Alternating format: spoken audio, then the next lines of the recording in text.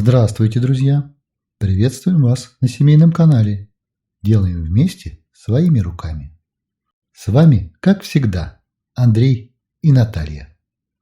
Любое изделие можно украсить и совершенно преобразить с помощью даже небольшой текстильной аппликации. Особенно, когда ее изготовление не занимает слишком много времени. И ее можно выполнить с помощью обыкновенной швейной машинки. Именно текстильной аппликации и будет посвящено наше сегодняшнее видео. Мы расскажем о простых приемах и способах, которые вам, возможно, пригодятся в работе. Для начала нам понадобится основа. В качестве основы мы будем использовать плотные ткани из наших запасов. Если плотность вашего материала недостаточна, можно дополнительно подложить небольшой кусочек ткани под место вышивки аппликации, чтобы основа не деформировалась от натяжения ниток. В сегодняшних аппликациях в качестве основы мы будем использовать небольшие лоскутки джинсовой ткани. Это хорошая, плотная, толстая ткань из старых запасов. Края основы обрабатываем на швейной машинке, потому что в процессе работы джинсовая ткань обязательно посыплется. Подобрали основу для аппликации. Рисуем эскиз карандашом на листочке в клеточку. Конечно же, эскиз не обязательно рисовать самим, а можно взять любое подходящее изображение и перенести его на ткань. Я срисовал двух забавных котиков. Самое сложное в текстильной аппликации – это скопировать с эскиза выражение мордочки и показать персонаж в движении. Хотя, чем чаще шьешь аппликации, тем лучше получается. Нарисовали эскиз, переносим силуэт изображения на ткань. У нас это просто небольшой лоскуток подходящего цвета. Обрисовали котика швейной термоисчезающей ручкой. Вырезаем заготовку небольшими ножницами. Вырезали котика, ищем серединку, примеряемся. Определяемся с местом и фиксируем на основе с помощью клеевого карандаша. Мажем клеем не густо. Главное закрепить лоскуток и промазать уголки и хвостики, чтобы они не торчали. Приклеили силуэт котика, пришиваем его к основе на швейной машинке. Для начала работы нам понадобится простенькая лапка для свободной ходовой стежки.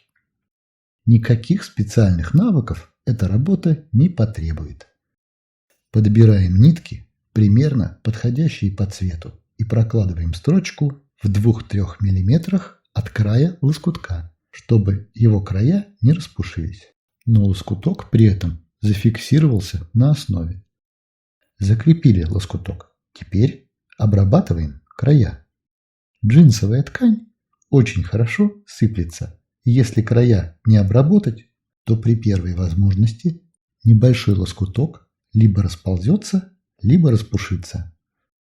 Например, при стирке изделия, на котором вы сделали аппликацию. Приклеили силуэты котиков и обработали их края. Котики у нас маленькие, и выкладывать им детали мордочки и одежды лоскутками будет затруднительно. Поэтому мы решили вышить все мелкие детали с помощью швейной машинки.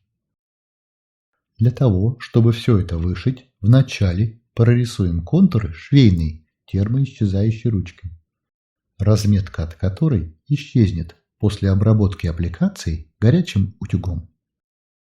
Если где-то что-то не получается, всегда можно стереть набросок утюгом и нарисовать заново.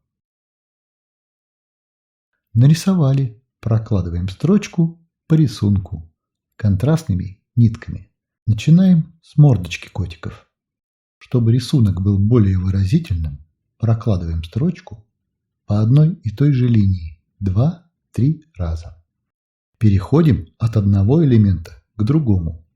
Лишние нитки потом обрежем. Шьем мелкой строчкой. Прошили мордочку. Прошиваем остальные элементы – ушки, лапки и сам рисунок по контуру. В работе есть мелкие элементы, а иногда рисунок не очень хорошо видно. Поэтому периодически я останавливаюсь, опускаю иголку и разворачиваю аппликацию так, чтобы было лучше видно или было удобнее работать. Прошили котика по контуру, вышиваем полоски контрастными нитками. Вначале проходим по краю полоски, а потом заполняем полоску, как бы заштриховываем ее, как будто рисуем простым карандашом. Прошили котика и проутюжили аппликацию горячим утюгом, чтобы убрать следы рисунка от терморучки. Доделаем второго котика и посмотрим, что в итоге у нас получится. Мордочку второго котика прошиваем точно так же контрастными нитками. А рубашку сделаем из небольшого лоскутка в полоску, чтобы у нас было как на эскизе. Такой кот Матроскин в тельняшке. Лоскуток фиксируем клеевым карандашом. А вот пришивать удобнее всего будет прямой строчкой, лапкой с открытым мысом. Строчка в таком случае будет ровнее, и ее проще контролировать, поскольку очень хорошо видно. А еще при необходимости можно переходить на зигзаг и обрабатывать края лоскутков. Очень удобная и недорогая лапка. Регулярно использую ее в текстильной аппликации. Заштриховываем небольшие полоски у котика синими нитками, лапкой для свободной ходовой стежки. И все, аппликация практически готова. Осталось только сделать коту усы. Какой же кот без усов? Подобрали нитки и прошили разметку от швейного мелка прямой строчкой. Ну вот, смотрите, что у нас получилось. Такие простые аппликации на швейные машинки занимают немного времени.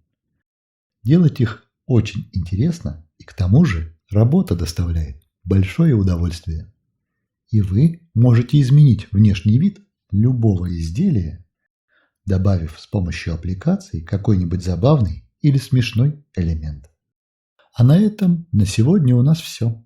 Если вам нравится то, что мы делаем, подписывайтесь, пишите нам и присылайте свои работы в группу в Одноклассниках или ВКонтакте. Мы их обязательно разместим. Ссылка на группы будет в описании. Шейте с удовольствием. Всего вам доброго. До свидания.